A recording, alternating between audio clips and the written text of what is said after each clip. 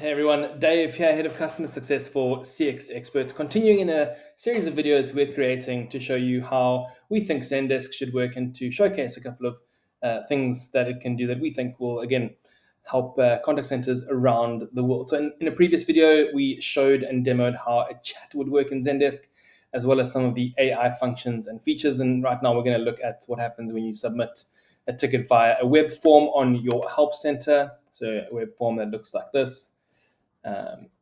Here, or when you send an email directly into a Zendesk email address that you obviously integrate and provide for Zendesk. So I have sent an email to Zendesk, and what I want you to know is the first thing is that if you send an email, you will automatically receive a reply from Zendesk itself from the same email address you send your inquiry to.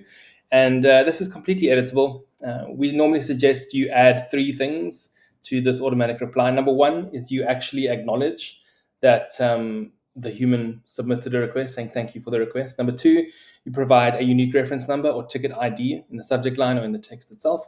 And number three, we also recommend that we calculate or we communicate our SLAs, how long it normally takes us to reply, what to expect in terms of when we will reply, and our business hours as well, just to keep the user informed automatically. It's a business rule in Zendesk. We send it, we can change it. If you want to as well, there's a fourth thing that we add to ours, and that's some marketing material. So we include, here's our WhatsApp community, which you're more than welcome to join, as well as the fact that you can view this ticket on your help center, on our help center, if you create a profile. In this specific reply, we also are telling people that we have a help center, which will work way better than just plain email, because email is a uncontextual channel. So it's basically anything you want to communicate with your customer every single time that they log a request. So that's a direct email. And then I'll come into Zendesk and I'll show you that in a second. If you submit a form to us, we can have it so that the reply includes some of the information you gave us when you created the ticket from a form on the way into Zendesk itself. So it says, thank you for logging a service request. Here is your ticket. It's linked to the ticket itself in the help center with all the information that you gave us when you submitted the ticket. Now, the cool thing is that a user can actually reply to this and it'll update the same ticket in Zendesk, meaning that all of their correspondence is coming into the same place. So let's go have a look at how that ticket is assigned. So that ticket will come into our new and unassigned view. Here it is. Here's the form and here's the email one that I sent. For an explanation on this view and how it works, go check out some of the other videos in this playlist. So I'm going to go and show you how this is automatically assigned to an agent. We don't typically want agents to take work in Zendesk because that results in cherry picking and unfair assignment. We want it to be objective, so we rely on what we call omni-channel routing. So as long as the agent is in an online status, they will be able to receive automatically assigned work. So let's go. I want to go and say that I want to do emails only. So I want to do emails only. And as soon as I go online, if I have capacity, Zendesk will start taking work out of these departmental emails and start assigning them to me in my new tickets. Now I've gotten some other work here from one of our other clients, and my capacity is now full, but this ticket would have been assigned to me. And I think it's going to keep assigning tickets to me over time here. So I'm going to go and check it out. So here is an email ticket that's come through on Zendesk. It's in a language that I don't think many of us would understand unless you are, in fact, Afrikaans. So Timba has written us a nice little email in Afrikaans. Some AI happening here. We're identifying the intent, i.e. what it's about. We've applied an SLA, service level agreement, and we know that the sentiment is quite negative, and we have a ticket summary as well if the agent wants to check it out. But the purpose of what I'm showing you now is not necessarily to see this itself, but is more to show you that Zendesk can automatically translate from most languages. I think there's 152 languages available. So this is what the user is saying, and it'll continue to translate on this ticket until I click stop. It has also suggested a response to us, remember, using the Copilot in the same language that the user wrote in on. So it's going to look at, again, your knowledge base, any procedures or SOPs that you've uploaded, the language of the user, what they're saying, as well as any other similar tickets on the account, and give a nice response in the same language that the user submitted their ticket in the first place. What we'll see is that when this conversation comes through as a reply, Google also wants to translate it for me. Happy days. You can see a nice little threaded reply with some branding. It's from Dave H. So here's the reply. It little picture of me, a little picture of Temba, when I sent it, as well as the company and my name. So a couple of other things that are happening inside a ticket that I wanted to show you. Number one is the fields on the left-hand side, which I will get into in a sec, but they are what we report on, some tags, which we will typically hide in your implementations. You don't need to see those. And then on the right-hand side, we have what we call our context panel. Now, the context panel is filled with a bunch of useful tools to make the agents empowered to do the job that they need to do. Number one, customer context, pretty obvious. We have the customer's email. We have their phone number as well because they gave it to us. Some notes about the customer. You can put in whatever user fields you want here and extract them from your backend, as well as a simple to read and understand interaction history. So I can see all of the correspondence linked to this specific user, independent of channel. So whether they write it on WhatsApp, live chat, TikTok DM, Facebook, Instagram, email, web form, you name it, we'll see it all in one place, and perhaps merge those if it's about the same inquiry. So I can see here's the other ticket that Temba submitted. If they are submitting a chat ticket as well, or if they've been on and logged into a page with your widget on it, your chat widget, you'll be able to see what articles they've viewed as well, which I think is pretty cool. So underneath that, we have knowledge. So that knowledge base that I showed you earlier over here, all of this knowledge will show up on the right-hand side for an agent to look at and reference as well. Zendesk will typically suggest content if it finds content. If not, the agent is more than welcome to ask a question like,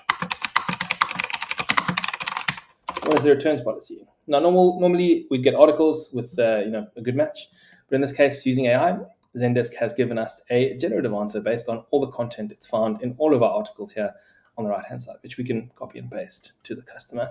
The agent can also view all the articles on the right-hand side as well as any images or media that we have in here. And at any point, the agent is more than welcome to copy this link in as well. So they can simply copy the link to the help center to make sure that the user gets the information they want, but also knows where to find future pieces of information. Then side conversations is pretty cool. So a side conversation is literally well named. It's a conversation that is happening separately to this one about this specific ticket. So we can put a side conversation into an email. We can put it into a Teams channel.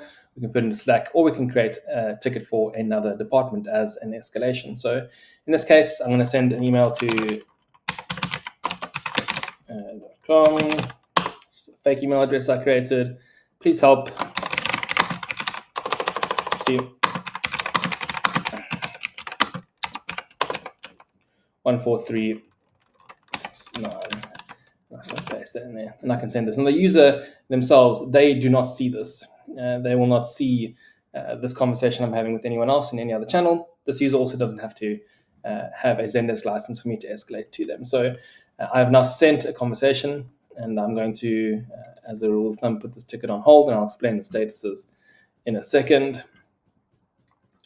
And I will have now received an email in that test address. I'm going to go find that email, and I'm going to respond to it.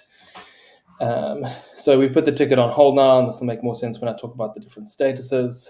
But if I do go and find this request in my Gmail, as soon as it comes through, then I can respond, and the ticket will automatically change into an open status. So let's quickly, while I wait for that email to come through, talk about the different statuses in Zendesk. So when a ticket comes in, an agent has three options, three things that they can do. Number one is they can provide the answer and solve the ticket, right? That's great, because once we solve, we send a satisfaction survey, it's done. We can also ask the customer for more information, in which case we'll put it into a pending status. If we put a ticket into a pending status, we can then, and again, this is something we do for all of our clients, is we automate a pending journey. So we send the email, we put it in pending. If the user has not responded after 1 day, we send them a follow-up saying, hey, we need the information from you. If we don't get the info, we're going to mark the ticket as solved, but you're more than welcome to reply at any stage, at which point the ticket will reopen with the same assignee and the same ticket properties. It's still the same ticket. And we can customize that journey to look however you want, with whatever date periods, and the email can say whatever you want it to say. Then if we want to put the ticket on hold, it means that the action is on us as the agent, as the business. We need to do something. So what we do as a custom implementation is we give you the ability to choose for how long you would like the ticket to be on hold. So if you're escalating to Dave at that fake email address, then what we would do is we put the ticket on hold for 1 day. Great, for 1 business day. Then we move on to our next ticket. After 1 day, or unless the customer replies, the status will change to open automatically, at which point we do 2 things normally. We re-escalate, saying, what's happening with this? Can you help me? I need help with this escalation. And number 2, we send an email or message to the customer saying, we still love you, we still care about you, I have escalated this, I'm still looking into it, and then we'll put the ticket on hold again. The other status that we have available is open. Now, open is reserved for tickets that require attention. It's red, it's attention grabbing. It means we need to do something now. In a perfect world, and when we implement, we live in a perfect world, all tickets that require attention are open. So these are all the tickets that I need to look at. These are all callbacks in this case. So a ticket will only open for one of 3 reasons. Number 1, the user has responded to a ticket in any other status, whether it's pending or on hold or solved. It'll reopen in your queue. Number 2, because it's been on hold for too long, i.e. It's been on hold for a day in this case, and it's a reminder to look at this ticket again. And number 3, if a side conversation is replied to. So if it's a ticket for another department, if that's replied to, your ticket, the parent ticket, will open up. If it's a Slack thread that you created as a side conversation and it's replied to, it'll open up. The same in a Teams channel, and the same applies for an email itself. So at any point, if that is replied to, the ticket will open up for your attention. That's why we have all these views over here, giving an agent a breakdown of all their tickets, their open messaging, their open callbacks or emails, their pending, on hold. If an agent doesn't have any open work and doesn't have any automatically assigned new work, they can go and investigate their pending, maybe phone those customers for the information that they need, or they can go look at their on-hold stuff and re-escalate and do whatever it is that they need to do over there. So that's how statuses become very, very valuable to us. There is another video on my account where I explain that and how it works. So that is a basic overview of the ticket interface. One added bonus here is that we do offer custom applications in Zendesk, with the idea of having an agent only have one pane of glass to look for what they need to look for.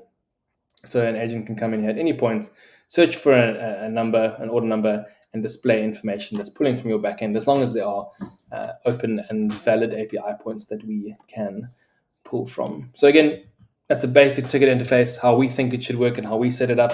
It's very different to how it comes from Zendesk out of the box, but we definitely put our spin on it to make sure it works for you.